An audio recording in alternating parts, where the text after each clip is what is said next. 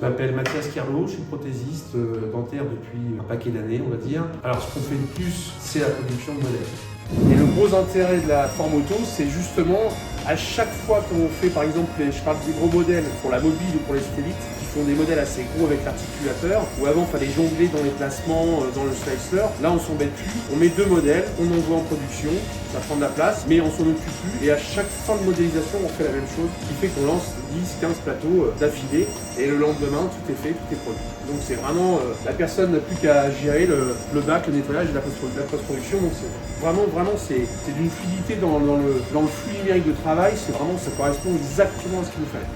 Donc le principe de la pompe à la place de la cartouche, dans le bidon est aspiré. À chaque fois que la machine fait une demande, c'est prélevé directement dans le bidon.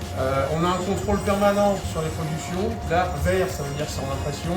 Jusqu'à présent, on n'a eu aucun souci. On a envoyé 280 plateaux depuis 1 mois et demi, aucune erreur.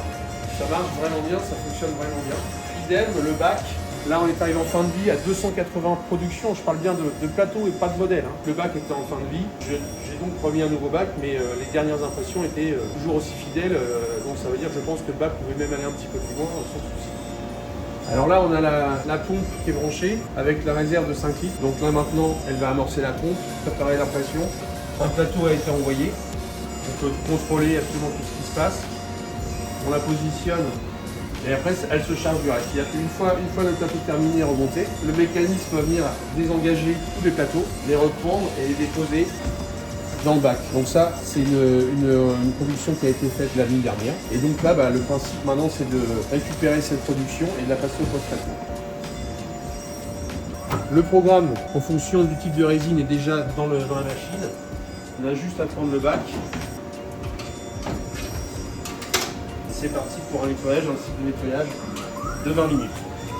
Donc là c'est bon, la phase de nettoyage est terminée, on récupère le bac.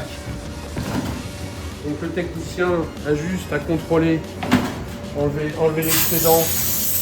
A noter que sur ce cas-là, par exemple, il y a un analogue d'implant, il y a des huiles corps. Ça, c'était quelque chose d'assez problématique. Là, depuis qu'on utilise ce système-là, on n'a plus du tout de problème de descente d'analogue et surtout d'huile corps. Donc maintenant, donc là, l'avantage aussi, c'est qu'il n'y a pas d'erreur. Donc là, la taille a une réelle importance. Il y a 3 jeux d'éclairage. On choisit, là par exemple, ce qui nous intéresse, c'est le modèle V3. Donc la personne, le technicien, ça limite vraiment les erreurs de cuisson, de température et ainsi de suite. Voilà. Il y a un préchauffage et la cuisson, par contre, par rapport à un four classique, là c'est de l'ordre de 5-10 minutes.